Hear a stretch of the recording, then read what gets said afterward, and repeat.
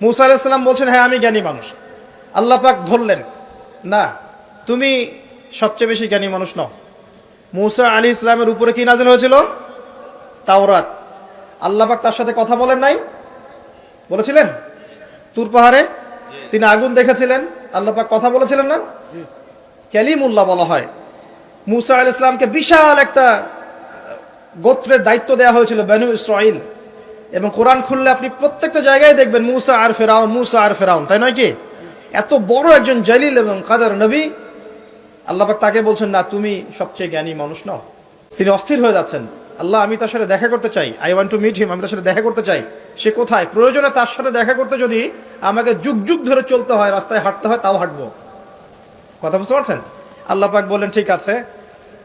মাজমাউল Bahrain, দুই সাগরের মিলন স্থল বলে একটা কথা আছে। মাজমাউল বাহরাইন, দুই সমুদ্র যেখানে মিলে গেছে, সেখানে তুমি আমার ওই বান্দাকে পাবে। তার নাম হচ্ছে খিদির। কি নাম? খিদির। খিদির মানে হচ্ছে শ্যামল বা সবুজ। একটা বর্ণন এসেছে, খিদির আলাইহিস সালাম যেখানে বসতেন সেই জায়গাটা সবুজ হয়ে যেত। এখন এই ব্যাখ্যাটা বাহ্যিকভাবে হতে পারে, এটা ইন্টারপ্রিটেশনও করা যেতে পারে। আল্লাহ ভালো জানেন কোনটা ব্যাখ্যা সঠিক। বাহ্যিকভাবেই সব সবুজ হয়ে যেত, নাকি তার জ্ঞানের আলোতে অজ্ঞতা দূর হয়ে সব সবুজ হতো, আল্লাহ ভালো জানেন। তো ব্যাখ্যার একটা সুযোগ আছে। তো তিনি সেখানে গেলেন, তার সাথে একজন সঙ্গীকে নিয়েছেন, তার নাম হচ্ছে ইউশা বিন নুন, একজন যুবক, তরুণ যুবক। তারা দুজন পথ চলছেন। চলতে চলতে চলতে চলতে তারা একটা জায়গায় গিয়ে পথটা ভুল করলেন। একটা জায়গার কথা বলে দেয়া ছিল, এই জায়গায় গেলে তোমার থলির মধ্যে যে মাছ আছে, মাছ, মৃত একটা মাছ, এটা জীবিত হয়ে সমুদ্রে লাফ দিবে। যখনই লাফ দিবে ওই জায়গায় তুমি তাকে পাবে। কাকে পাবে? খিদির আলাইহিস সালামকে। তো তিনি সেখান থেকে একটু দূরে চলে গিয়েছিলেন। এই যে পথ তিনি ভুল করলেন কিছু দূর, এটা সূরা কাহফের মধ্যে আছে শেষের দিকে। আমি প্রত্যেকটা লাইন বাই লাইন পড়লে এখানে 12টা বাজবে। তো আমি ফিল করছি জিনিসটা এইভাবে, যে জীবনে চলার পথে আমাদের গন্তব্য যদি ঠিক না থাকে, তাহলে আমরা খুব সহজেই ক্লান্ত হয়ে পড়বো। আর আমার কথা কি বুঝতে পারছেন? জীবনে চলার পথে আমাদের গন্তব্য যদি ঠিক না হয়, আমরা খুব সহজেই ক্লান্ত হয়ে পড়ব। আমাদের গন্তব্য কি? এই গন্তব্য যদি ঠিক না থাকে, যাদের গন্তব্য দুনিয়া, যাদের গন্তব্য বাড়ি গাড়ি, স্ট্যাটাস, প্রতিপত্তি, পলিটিক্যাল পাওয়ার, যাদের গন্তব্য হচ্ছে জাস্ট দুনিয়ার মোহ, তারা খুব সহজেই ক্লান্ত হয়ে পড়বেন। কিন্তু আল্লাহর পথে যারা পথযাত্রী, যাদের গন্তব্য জান্নাত, তারা কখনো ক্লান্ত হয় না। কখনো ক্লান্ত হয়? দেখবেন শেষ বয়সে বৃদ্ধ হয়ে গেছে আলেম, বৃদ্ধ হয়ে গেছেন মুহাদ্দিস, মুফাসসির, এখনো দেখবেন যে সিংহের মতো বক্তব্য দিচ্ছে, দেখেন না? তো এই বিষয়টা আমি ফিল করেছি। আর সামনে যাই, তো তিনি তাকে পেলেন। যখন রাস্তা ভুল করেছেন, তখন তার স্মরণ হচ্ছে, আরে মাছ তো নাই, মাছ কোথায় গেল? তখন ইউশা বিন নুন বলছেন, মাছ তো আগেই লাফ দিয়ে নদীতে সমুদ্রে চলে গেছে। তখন তিনি বলছেন, ওইটাই তো সেই জায়গা ছিল যেখানে তাকে পাওয়া যাবে, চলো। আবার তিনি ব্যাক করে সঠিক জায়গায় আসলেন। এবার তার গায়ে অনেক শক্তি। সঠিক জায়গায় এসে দেখলেন, হ্যাঁ, একটা পাথরের উপরে, সাখরা বলে, পাথর খণ্ড, এর উপরে খিদির আলাইহিস সালাম বসে আছেন। কে বসে আছেন? খিদির আলাইহিস সালাম। এবং তিনি তাকে সালাম দিলেন, আসসালামু আলাইকুম ওয়া রাহমাতুল্লাহ। তো খিদির আলাইহিস সালাম বলছেন, ওয়ালাইকুম আসসালাম ওয়া রাহমাতুল্লাহ। এই জনমানব শূন্য জায়গায় সালাম কোত্থেকে আসলো? তখন মুসা আলাইহিস সালাম বলছেন যে, আমি মুসা। আমি কে? মুসা। খিদির আলাইহিস সালাম বলছেন, তুমি কি বনু ইসরাইলের মুসা? তিনি বলছেন, আমি একটু পড়ে শোনাই। ক্বালা লাহু মুসা, মুসা আলাইহিস সালাম তাকে বলছেন, হাল আত্তাবিউকা আলা আন তুআল্লিমানি মিম্মা উল্লিমতা রুশদা। মুসা আলাইহিস সালাম তাকে বলছেন, হে খিদির আলাইহিস সালাম, আমি কি আপনার অনুসরণ করতে পারি এই শর্তে যে আল্লাহ আপনাকে যা শিক্ষা দিয়েছেন সেখান থেকে আমাকে কিছু শেখাবেন? স্টুডেন্টের মতো আসলেন। এবার খিদির আলাইহিস সালাম কি বলছেন? ইন্নাকা লা তাস্তাতিআ মাইয়া সাবরা। আমি তো শেখাতে চাই, কিন্তু তুমি তো আমার সাথে সবর করতে পারবে না। কি পারবে না? তুমি আমার সাথে ধৈর্য ধরতে পারবে না। একজন টিচার কি কখনো এমন কথা বলে স্টুডেন্টকে? কোন পর্যায়ের জ্ঞান, হিকমা, প্রজ্ঞা, আধ্যাত্মিকত্ব থাকলে একজন মানুষ আগে থেকেই বলতে পারে যে তুমি তো আমার সাথে সবর করতে পারবে না? তিনি বলছেন, ওয়া কাইফা তাসবিরু মা লাম তুহিত বিহি খুবরা। তুমি কেমন করে সবর করবে যে তোমাকে তো এই বিষয়ে কোনো খবরই দেয়া হবে না? ক্বালা সাতাজিদুনি ইনশাআল্লাহু সাবিরান ওয়া লা আ'সি লাকা আমরা। মুসা আলাইহিস সালাম বলছেন, ইনশাআল্লাহ আপনি আমাকে ধৈর্যশীল পাবেন এবং আমি আপনার কাজে কোনো রকমের ভ্যাটও দিব না, বাধা দিব না।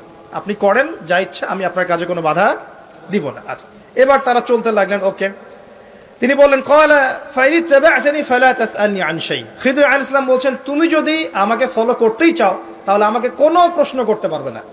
আমি যা করব চুপচাপ দেখতে হবে, পরে আমি তোমাকে জানিয়ে দেব, কিন্তু তোমার কোনো প্রশ্ন করা চলবে না। এমন কোনো টিচার দেখেছেন ছাত্রকে বলে প্রশ্ন করতে পারবে না, যা পড়াচ্ছি পড়ো, যা বুঝাচ্ছি বুঝো, যেমনে চালাচ্ছি চলো। পৃথিবীর সবচেয়ে জ্ঞানী মানুষ কে? খিদর আলাইহিস সালাম। এবার চলছেন, ফানতালাকা, তারা দুজন চলতে লাগলেন, হাত্তা ইযা রাকিবা ফিস সাফিনা খারাকাহা। আমি শর্ট করে বলছি, তারা চলতে লাগলেন একটা নৌকা, এই নৌকায় করে তারা একটা নদী পার হলেন। এই নৌকার যে মাঝি বিনা পারিশ্রমিকেই তাদেরকে পার করালো। কিনারায় যাওয়ার আগেই খিদর আলাইহিস সালাম নৌকার তলদেশটা ফুটা করে ফেললেন। কাজটা কি ঠিক হলো? বিনামূল্যে একজন আমাকে সার্ভিস দিল এবং খিদর আলাইহিস সালাম তার তলদেশ ফুটা করে ফেললেন। মুসা আলাইহিস সালাম এবার দেখে বলছেন যে আপনি এটা কি করলেন? লাকাদ জি'তা শাইআন ইমরা, আপনি একটা জঘন্য কাজ করে ফেললেন। যারা আমাদের এত উপকার করলো আপনি তার তলদেশ ফুটা করে ফেললেন। এবার খিদর আলাইহিস সালাম বলছেন, আমি তো বলেছিলাম, আলাম আকুল লাক, আমি তোমাকে কি বলি নাই, ইন্নাকা লা তাসতাতি'উ মা'ইয়া সাবরা, তুমি আমার সাথে সবর করতে পারবে না। এবার মুসা আলাইহিস সালাম বলছেন যে ঠিক আছে, লা তুআখিযনি বিমা নাসিত ওয়া লা তুরহিকনি মিন আমরি উসরা, আমি যেটা ভুলে গিয়েছিলাম এই বিষয়ে আমাকে আর পাকড়াও করেন না, এরপর থেকে আমি আর কোনো সমস্যা করব না ইনশাআল্লাহ। ঠিক আছে। আবার তারা চললেন, চলতে পথে এবার একটা বালকের দেখা, ছোট্ট। ফানতালাকা হাত্তা ইযা লাকিয়া গুলামান ফাকাতালা, এবার তারা চলতে গিয়ে একটা গোলাম, মানে কি ছোট বালককে গোলাম বলে না, জান্নাতে গিলমান থাকবে না ছোট ছোট বাচ্চারা, গোলাম, তাকে ডেকে নিয়ে এসে খিদর আলাইহিস সালাম, এটা তো নৌকা ফুটা করাকে তিনি চ্যালেঞ্জ করলেন, এবার তো বাচ্চাকে ফুটা করে ফেলেছে। এবার তিনি বলছেন যে সুবহানাল্লাহ, ক্বালা ক্বালা আকাতালতা নাফসান যাকিয়াতান বিগাইরি নাফস লাকাদ জি'তা শাইআন নুকরা, আপনি নিষ্পাপ একটা নিষ্পাপ পবিত্র একটা বাচ্চাকে এভাবে হত্যা করে ফেললেন, আপনি তো একটা জঘন্য অপরাধ করে ফেললেন। কে বলছেন এই কথা? মুসা আলাইহিস সালাম। আবার তিনি বলছেন ক্বালা আলাম আকুল লাক ইন্নাকা লা তাসতাতি'উ মা'ইয়া সাবরা, আমি কি তোমাকে বলি নাই তুমি আমার সাথে সবর করতে পারবে না? শেষবারের মতো ক্বালা ইন সাআলতুকা আন শাইইন বা'দাহা ফালা তুসাহিবনি, এরপর যদি আমি আরেকটা কোশ্চেন করেছি তাহলে আমাকে আর সাথে নিয়েন না। কে বলছে কথা? মুসা আলাইহিস সালাম, যিনি বলছেন আমি জ্ঞানী মানুষ, যার উপর তাওরাত নাযিল হচ্ছে। এবার ফানতালাকা, তারা চললেন, হাত্তা ইযা আতায়া আহলা ক্বারিয়াতিন ইসতাতআমা আহলাহা ফাআবাউ আন ইউদাইফুহুমা ফাওয়াজাদা ফিহা জিদারান ইউরিদু আন ইয়ানকাদ্দা ফাআকামা ক্বালা লাউ শি'তা লাত্তাখাযতা আলাইহি আজরা। ঘটনা হচ্ছে এই যে তারা এবার চলতে পথে একটা গ্রামে প্রবেশ করলেন, গ্রামের লোকজনের কাছে মেহমানদারি চাইলেন, পানি খাবার নাস্তা পানি কিছু হবে, কোনো মেহমানদারি পেলেন না। অনেকটা আমাদের দ্য সিটি অফ আখিরুজ্জামানের মতো আর কি, আমাদের হচ্ছে পশ্চিমা সভ্যতার যে বস্তুবাদী জীবন ব্যবস্থা, প্রতিবেশীকে খোঁজ নেওয়ার সময় নাই, ভিক্ষুক আসলে মাফ করো মাফ করো। আচ্ছা না, এখন কি মানুষের উপকার করতে খুব বেশি পছন্দ করে? সত্যি কথা বলেন দেখি, বেশিরভাগ মানুষই কি এখন মানুষের উপকার করতে পছন্দ করে? বরং বাসায় মেহমান আসলে মানুষ বিরক্ত হয়। বাসায় মেহমান আসলে কি হয়? মানুষ বিরক্ত হয়, মুখে না বললেও মনে মনে বিরক্ত হচ্ছে, কবে যাবে। বাসায় গেলে জিজ্ঞাসা করে খেয়ে আসছেন না, গিয়ে খাবেন, জিজ্ঞেস করে না তো। মানুষ কিন্তু এখন বস্তুবাদী। এই যে গ্রামটা ছিল এমনই হয়তো বা, সেই গ্রামের মানুষ খাবার দিচ্ছে না, সিম্পল একটা মানে একটা সৌজন্যবোধ যে খাবার পানিতে আপ্যায়ন করবো, করছে না। কিন্তু খিদর আলাইহিস সালাম দেখলেন ওই গ্রামের কোনো একটা বাসার একটা দেয়াল পড়ে গেছে, ধসে গেছে। এই দেয়ালটাকে তিনি নিজের হাতে পুরো নির্মাণ করে শক্ত একটা জায়গায় নিয়ে গেলেন। এটা দেখে মুসা আলাইহিস সালাম বলছেন, আপনি চাইলে কিছু আজর বা প্রতিদান নিতে পারতেন, কিছু পারিশ্রমিক নিতে পারতেন। মেহমানদারি করলো না, কিছু পারিশ্রমিক নিলে আমরা কিছু কিনে খেতে পারতাম। তো এবার খিদর আলাইহিস সালাম বলছেন, হাদা ফিরাকু বাইনি ওয়া বাইনাক, এই হলো তোমার আর আমার মাঝের ফিরাক, মানে বিচ্ছেদ। এরপরে তোমার সাথে আমার আর পথ চলা হলো না। আমাদের নবী মুহাম্মদ সাল্লাল্লাহু আলাইহি ওয়াসাল্লাম বলেছিলেন হাদিসের মধ্যে, যদি সেদিন মুসা আলাইহিস সালাম এভাবে কাউন্টার প্রশ্নগুলো না করতেন, অনেক জ্ঞান হয়তো শেখা যেত, কিন্তু এটা হলো না। প্রথমে যে বলেছেন খিদর আলাইহিস সালাম, ইন্নাকা লা তাসতাতি'উ মা'ইয়া সাবরা, তুমি আমার সাথে সবর করতে পারবে না, এটা কি ফলেছে না ফলে নাই? ফলেছে না ফলে নাই? আচ্ছা, এবার চলেন সামনে। তিনি বিচ্ছেদের আগে বলছেন, ঠিক আছে, যাওয়ার আগে আমি তোমাকে জানিয়ে দিব কি কারণে আমি এই কাজগুলো করেছি। এক নাম্বার, আমি যে নৌকাটা ফুটা করেছিলাম, আমি শর্ট করে বলছি, ওই নৌকা যদি ফুটা না করতাম তাহলে এই সমুদ্রের পিছনে একটা জলদস্যুদের দল ছিল, এরা ভালো ভালো নৌকাগুলোকে হাইজ্যাক করে, সিজ করে নেয়। এই নৌকা ফুটা আছে, এই নৌকা তারা নিবে না। বাহ্যিক চোখে মনে হচ্ছে যে আমি ওই ব্যক্তিদের ক্ষতি করেছি, কিন্তু আসলে আমি ওই ব্যক্তিদের কিন্তু উপকার করেছি প্রকৃত অর্থে। তুমি সেটা বুঝতে পারো নাই, কারণ তুমি বাইরের চোখ দিয়ে দেখেছো, আর আমি আল্লাহ পাকের মারেফত দিয়ে দেখেছি। কথা কি বুঝতে পারছেন? দ্বিতীয় যে বাচ্চাটাকে আমি খুন করেছি, বা খুন না, এটা খুন বলা ঠিক হবে না, হত্যা করেছি, সেই বাচ্চাটাকে আমি নিজেরই করি নাই, আল্লাহ পাকের আদেশে করেছি। কারণ এই বাচ্চা যদি বড় হতো তাহলে এই বিশ্বের বড় কাফেরদের একজন হতো। যদি ফেরাউনকে ছোটবেলায় করতো তাহলে কি ফেরাউন বড় হতো? আচ্ছা, যাই হোক, যদিও এটা তাকদীর বা কদার, এটা আমি আল্লাহর আদেশে করেছি। আমি নিজের মন গড়া কোনো দর্শনে কাজটা করি নাই, আল্লাহর হুকুমে করেছি। তৃতীয় যে দেয়ালটা আমি নির্মাণ করেছিলাম, ওই বাড়িতে থাকে দুইজন এতিম বালক, যাদের পিতা এবং মাতা খুবই সৎ ছিল। কি ছিল? সৎ ছিল। এখানে একটা ছোট্ট কথা বলে দেই, আপনি আমি যদি পিতা মাতা হিসেবে সৎ হই, সৎ হই, নেককার, মুত্তাকি, পরহেজগার হই, আমাদের বংশধরদের ভালো মন্দ দেখার দায়িত্ব আল্লাহ পাকের। এই যে খিদর আলাইহিস সালাম বহু বছর পর সেখানে এসেছেন, পিতামাতা অনেক আগেই মারা গেছেন, ওই খিদর আলাইহিস সালামের হাতে এতিম বালকের খেদমত আল্লাহ পাক করে দিলেন। বুঝতে পারছেন কথা? তো এতিম দুই বালকের এই দেয়াল ছিল, এই দেয়ালের নিচে ওই দুই এতিম বালকের পৈতৃক রেখে যাওয়া কিছু সম্পত্তি আছে মাটির নিচে। যদি দেয়াল নির্মাণ না করতাম, মানুষ ওই সম্পদ নিয়ে চলে যেত। এখন দেয়াল দিয়ে আমি এটাকে শক্ত করে দিয়েছি, এরা যখন বড় হবে তখন সেই সম্পদ পাবে। তো বাহ্যিকভাবে তোমার কাছে মনে হয়েছে আমি বিনা পারিশ্রমিকে অহেতুক একটা কাজ করছি, কিন্তু সত্যিকার অর্থে আল্লাহর হুকুমে আমি সেটা দেখেছি যা তুমি দেখতে পারো নাই, আমি সেটা বুঝেছি যা তুমি বুঝতে পারো নাই। এরপরে তাদের বিচ্ছেদ হয়ে যায়। আমি আপনাকে একটু দেখাই যে এখানে দেখুন, তিনটা ক্ষেত্রেই মূসা আলাইহিস সালাম বাহ্যিকতাকে প্রাধান্য দিয়েছেন, কিন্তু খিদর আলাইহিস সালাম ইন্টারনাল আইজ, বা আমরা যেটাকে বলি ইন্টারনাল অবজারভেশন, এটাকে প্রাধান্য দিয়েছেন। আপনি আর আমি যদি খিদর আলাইহিস সালামের মতো মুত্তাকি, পরহেজগার, জ্ঞানী, নিরহংকারী এবং বিনয়ী হতে পারি, কোরআন এবং সুন্নাহর মানদণ্ড চর্চা করে, ইখলাস ঠিক রেখে, নিয়াত ঠিক রেখে, শুধুমাত্র আল্লাহ পাকের সন্তুষ্টির জন্য আল্লাহর পথে দাওয়াতের কাজ, মেহনতের কাজ, দিনের প্রচার প্রসারের কাজ করতে পারি, ইনশাআল্লাহ তাআলা আপনার যদি হৃদয়টা কলবুন সালিম হয়, কলবের মধ্যে নূর থাকে, আল্লাহর মারিফত থাকে, ইনশাআল্লাহ আপনি এমন কিছু দেখবেন যা সবাই দেখবে না, আপনি এমন কিছু শুনবেন সবাই শুনবে না, আপনি এমন কিছু উপলব্ধি করবেন যা সবাই করতে পারছে না। এখানে তিনটা ক্ষেত্রেই খিদর আলাইহিস সালাম এমন কিছু দেখেছেন, বুঝেছেন যা মূসা আলাইহিস সালাম পারেন নাই। পৃথিবীর সবচেয়ে জ্ঞানী মানুষের এক্সাম্পল আপনাকে দিচ্ছে। এই তিনটা ঘটনা আপনি কি বুঝলেন?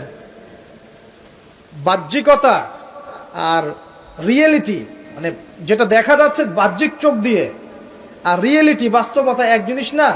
দেখেন, খিদর আলাইহিস সালাম কিন্তু একদিনে একা একা হয়নি। প্রথমত আল্লাহ পাক তার সম্পর্কে কি বলেছেন একটা কথা বলে দিই। আল্লাহ পাক বলছেন যে তিনি আল্লাহর একজন বান্দা ছিলেন, ফাওয়াজাদা আবদান, তিনি আল্লাহর একজন বান্দা ছিলেন, মিন ইবাদিনা, আল্লাহর বহু বান্দাদের মধ্যে তিনি একজন আল্লাহর বান্দা ছিলেন। কে? খিদর আলাইহিস সালাম। আতাইনাহু রাহমাতাম মিন ইনদিনা, খিদর আলাইহিস সালামকে আমি আমার পক্ষ থেকে রহমত দিয়েছিলাম। আল্লাহর পক্ষ থেকে কি দিয়েছেন আল্লাহ পাক? রহমত, দয়া। আপনি দয়ালু না হতে পারলে, আপনি যদি দয়ালু না হতে পারেন, তাহলে আল্লাহর সেই মারিফত, নূর আর জ্ঞান পাবেন না। তো আগে মানুষের প্রতি, উম্মার প্রতি, সবার প্রতি দয়ালু হতে হবে। তো হ্যাঁ, সবাই আমার ভাই, সবাই আমার উম্মার অংশ, আমি সবার কল্যাণ চাই, কেউ আমার শত্রু নয়। একটা দয়ালু মনোভাব তো লাগবে আগে। নিজের আগে মনে করেন আমি হকের ডিলার, জান্নাতের ডিলার, তোমাদের লিজ লাগলে আসো নিয়ে যাও, তাহলে তো সমস্যা। মনের মধ্যে যদি হিংসার, বিদ্বেষ, পরশ্রীকাতরতার, অহংকারের এইসব বিষ বাষ্প পুষে রাখেন, তাহলে খিদর হবেন কিভাবে? নূর পাবেন কিভাবে? মারিফত অর্জন করবেন কিভাবে? আর হক বাতিল চিনবেনই বা কিভাবে? নিজে চিনবেন না, মানুষকে চেনাবেন কিভাবে? এই কারণে দেখবেন যে ওয়ার্ল্ড অ্যাফেয়ার্স নিয়ে কোনো কথা বললে বলে ভবিষ্যৎবাণী হচ্ছে, অথচ এটা বাস্তব বর্তমান, সেটা খেয়াল নাই। যেটা বাস্তব বর্তমান সেটাকে ভবিষ্যৎ মনে করছে। পুরো ওয়ার্ল্ডের ইকোনমিক সিস্টেম একটা ভয়ঙ্কর হুমকির মুখে আছে। বড় বড় যারা ইকোনমিক্সড এবং যারা মিলিটারি অ্যাফেয়ার্স নিয়ে পড়াশোনা করেন তারা বলছেন যে এই বিষয়গুলো ওয়ার্ল্ডের সামনে দাঁড়িয়ে আছে। আর পড়াশোনা করে কোরআন সুন্নাহর জ্ঞানের সাথে এই যুগোপযোগী জ্ঞানগুলোকে একত্রিত করে যখন আমরা এগুলোর সলিউশন দেওয়ার চেষ্টা করছি, বলছে গণক, বলছে ভবিষ্যৎ বক্তা, বলছে অমুক তমুক। অথচ ইসলাম, আলেম ওলামা এবং যারা দিনের দায়ী মোবাল্লেগ, তাদের কাছ থেকে জনগণ আসলে আশা করে কি? আপনারা কি আমাদের কাছে শুধু এটাই আশা করেন ওয়াজ মাহফিলের এখানে বসবো, সুবহানাল্লাহ বলা শেখাবো, আলহামদুলিল্লাহ পড়লে কত নাকি হয় এটাই শেখাবো, হ্যাঁ মাসলা মাসাইলগুলো শেখাবো, এতটুকুই যথেষ্ট? হাত বাঁধবেন কোথায়, রফুল ইয়াদান করবেন কি করবেন না, আমিন জোরে নাস্তা, এগুলো নিয়েই কথা বলবো খালি? আমরা কি খালি এই আধ্যাত্মিকত্বের বিষয়গুলোই, ইবাদত বন্দিগির জীবনের কথাগুলোই বলবো? ইসলামে কি ইকোনমিক কোনো সেকশন নাই? ইসলামে কি পলিটিক্স নাই? ইসলামে কি জিও পলিটিক্স নাই? ইসলামে কি অন্যান্য ফিলোসফিক্যাল থটসগুলো নাই? তাহলে যুগ এবং জিজ্ঞাসার সমাধান আপনারা আমাদের কাছে আশা করেন কি করেন না? যুগ এবং জিজ্ঞাসার যে সমাধান, এটা তো আপনার আলেম ওলামার কাছে আশা করবেন, তাই নয় কি? না কার কাছে আশা করবেন? কে দিবে আপনাকে সমাধান? এখন এই সমাধান দেওয়ার জন্য যোগ্যতা কি লাগবে? আপনাকে খিদির হতে হবে, খিদির আলাইহিস সালামের মতো দূরদর্শিতা সম্পন্ন হতে হবে। কিভাবে হবেন? ওই যে আল্লাহ পাক বলছেন, আমি তাকে রহমত বা দয়া দিয়েছি। আগে দয়ালু হতে শেখেন, আগে মনের হিংসা দূর করেন, মনটা পবিত্র করেন। আগে পবিত্র হচ্ছে না, টেনশনের কিছু নাই। আল্লাহওয়ালা কোনো মানুষের কাছে আসেন, এসে পড়ে থাকেন, পবিত্র হয়ে যাবেন ইনশাআল্লাহ। আল্লাহওয়ালা যে মানুষরা আছেন, আল্লাহর মারিফতওয়ালা মানুষরা, তাদের কাছে সোহবতে গিয়ে পড়ে থাকেন 5 দিন 7 দিন 1 মাস 40 দিন, ইনশাআল্লাহ দেখবেন আপনি অনেক কিছুই শিখবেন। সবকিছু বইপত্র পড়ে শেখা যায় না, সবকিছু বইপত্র পড়ে আর এই সার্টিফিকেটস অর্জন করে সব শেখা যায় না। কেন শেখা যায় না? আল্লাহ পাক বলছেন, আতাইনাহু রাহমাতাম মিন ইনদিনা ওয়া আল্লামনাহু মিন লাদুন্না ইলমা। এই হচ্ছে পয়েন্ট। আল্লাহ বলছেন, আমি খিদিরকে আমার পক্ষ থেকে জ্ঞান শিখিয়েছি। কার পক্ষ থেকে? আমি আবার বলছি, ওয়া আল্লামনাহু মিন লাদুন্না ইলমা, আমি খিদির আলাইহিস সালামকে আমার পক্ষ থেকে জ্ঞান শিখিয়েছি। আল্লাহর পক্ষ থেকে তার কাছে জ্ঞান ছিল। খিদির আলাইহিস সালাম কয়টা ডিগ্রি অর্জন করেছেন? কয়টা সার্টিফিকেট? কোন কোন স্কুল কলেজ ইউনিভার্সিটি? তিনি কি হার্ভার্ডে পড়েছিলেন? তিনি কি কেমব্রিজে পড়েছেন? আমাদের প্রাচ্যের অক্সফোর্ডে পড়েছেন? তো এখানে পড়েও খিদির হতে পারছি না কেন? তাহলে সমস্যা কোথায়? তার মানে জ্ঞান শুধুমাত্র প্রোটেস্ট্যান্ট ভার্সনে সার্টিফিকেটস অর্জন করা নয়, আর বইপত্রের খালি লেটার্সগুলোকে মুখস্থ করাই নয়, এগুলোই জ্ঞান নয়। যতক্ষণ পর্যন্ত এগুলোর আমল না আসবে এবং আল্লাহওয়ালা মানুষের সোহবতে না থাকবে, আত্মশুদ্ধি অর্জন না হবে, কলব পরিষ্কার না হবে, ততক্ষণ পর্যন্ত আল্লাহর মারিফত পাবেন। আমি কি কথা বোঝাতে পারছি? একটু উঁচু স্তরে কথা বলছি হয়তো আপনাদের সামনে, কিন্তু কথাগুলো খুব ইম্পর্টেন্ট। আপনারা পরে বুঝবেন, রেকর্ডিং হচ্ছে, পরে বারবার শুনেন। শুধুমাত্র প্রোটেস্ট্যান্ট ভার্সনে এগুলো মুখস্থ করার মধ্যে জ্ঞান সীমাবদ্ধ নয়। এটা আপনি পড়লেন, বই সার্টিফিকেটস অর্জন করলেন। আপনি ডক্টর হতে চান, আমার পাশে একজন ডক্টর বসে আছেন, এমন যেন আমি বলি যে আপনি ডক্টর হতে চান অর্থোপেডিক্সের বইগুলো আপনাকে দিয়ে দিলাম, বাসায় গিয়ে পড়েন, ডক্টর হয়ে যান। হবে? পারবে কি কেউ করতে? তাকে মেডিকেল কলেজে ভর্তি হতে হবে, ক্লাস করতে হবে, তার চেয়ে বড় বড় ডক্টরদের সোহবতে থেকে জ্ঞান শিখতে হবে, প্র্যাকটিক্যাল করতে হবে, কত কাজ। এই কাজগুলো আমরা দিনের ক্ষেত্রে করতে চাই না। আমি একটা বিষয়ের দিকে ফোকাস করছি, খিদির না হতে পারলে সে জামানায় টেকা যাবে না। কারণ এই জামানা রিয়েলিটি আর বাস্তবতার মধ্যে কোনো মিল নাই। দূরদর্শিতা লাগবে, চিন্তা হবে, চিন্তা হলে নূর লাগবে। ওই যে বললাম, নূর আপনাকে অন্ধকার জাহিলিয়াতে আলোর পথ দেখাবে, অন্ধকার থেকে আলোর পথ দেখাবে ইনশাআল্লাহ। তো প্রথমে লাগবে জ্ঞান, দয়া, একটা কলবুন সালিম, প্রশান্ত হৃদয়, আল্লাহ পাকের মারিফত এবং আল্লাহর নূর অর্জন হবে কিভাবে? প্রথমে আপনি জ্ঞান অর্জন করে আমল করবেন, এরপর আল্লাহওয়ালা মানুষের কাছে থাকবেন, তাদের সাথে সম্পর্ক রাখবেন, আলেম ওলামা থেকে ডিটাচড হয়ে থাকবেন না, কখনো না। তাদের সোহবতে গিয়ে গিয়ে পড়ে থাকবেন। সপ্তাহে 5 দিন কাজ করছেন, 2 দিন তো ফ্রি আছেন, 2 দিনের মধ্যে 1 দিন সময় দিবেন। পারা যাবে না? বহু ওলামায়ে কেরাম বাংলার আনাচে কানাচে কাজ করছেন, অফলাইনেই, অনলাইনে তাদেরকে পাবেন না আপনি। এমনও আল্লাহওয়ালা মারিফতওয়ালা মানুষ আছে বাংলাদেশের মাটিতে, যাদেরকে আপনি অনলাইনে একটা ছবিও খুঁজে পাবেন। শুধুমাত্র নিজে নিজে জ্ঞান অর্জন নয়, আমল দরকার, সোহবত দরকার। আর কি দরকার? বললাম কলবুন সালিম, প্রশান্ত একটা হৃদয় দরকার, আল্লাহ নূর দরকার, মারিফত। এরপরে দেখবেন আপনি এমন কিছু দেখছেন, শুনছেন, বুঝতে পারছেন যেটা সবাই পারবে না। এখানে দেখেন 3টা ক্ষেত্রেই খিদির আলাইহিস সালাম কি সঠিক না ভুল? সঠিক না ভুল? আচ্ছা, এখন তার কাজগুলোকে মূসা আলাইহিস সালামের কাছে কি মনে হচ্ছিল, সঠিক না ভুল? ভুল। এই জামানাটা সেই জামানা যে জামানায় আপনি দেখবেন সত্য মিথ্যার মানদণ্ড উল্টে গেছে। আমানতদারকে খেয়ানতকারী বলা হচ্ছে, খেয়ানতকারীকে আমানতদার বলা হচ্ছে। প্রচন্ড রকম উগ্র একজন মানুষকে আপনি বলছেন ভালো মানুষ, কিন্তু একজন ভালো মানুষকে আপনি বলছেন উগ্র। প্রচন্ড রকম জালেম একটা সভ্যতাকে আপনি বলছেন একদম বিশ্বের সবচেয়ে উন্নত সভ্যতা, কিন্তু আদতে তারা বিশ্বের সবচেয়ে নিকৃষ্ট সভ্যতা। বাহ্যিকভাবে আপনি দেখছেন ইকোনমিক প্রোগ্রেস, আসলে দেখছেন ধসে যাচ্ছে। বাস্তবতা হচ্ছে এটা ধসে যাচ্ছে। আপনি দেখছেন নারীর অধিকার একদম, আদতে নারীরা জাহান্নামী হচ্ছে বেশি বেশি। বাহ্যিকভাবে দেখছেন যে পোশাক চেঞ্জ হয়ে যাচ্ছে, ছেলের পোশাক মেয়ে, মেয়ের পোশাক ছেলে, তাই না? এটা শুধু বাহ্যিক পোশাকেই হচ্ছে না, এটা আপনার সমাজের ফাংশনাল রোলটাও চেঞ্জ হচ্ছে। সমাজের ফাংশনাল রোলের মধ্যে মেয়ে ছেলের জায়গায় আসছে, ছেলে মেয়ের জায়গায় যাচ্ছে। ভিতর থেকে দেখা শেখেন, আপনি ভিতর থেকে দেখা শেখেন। দেখছি আমরা উম্মার জন্য অনেক কিছু করে ফেলছি, কিন্তু আদতে আমরা এখন ঐক্যবদ্ধই হতে পারছি না। আমরা সবাই মিলে একটা জায়গায় আসতেই পারছি না এখনো। ছোটখাটো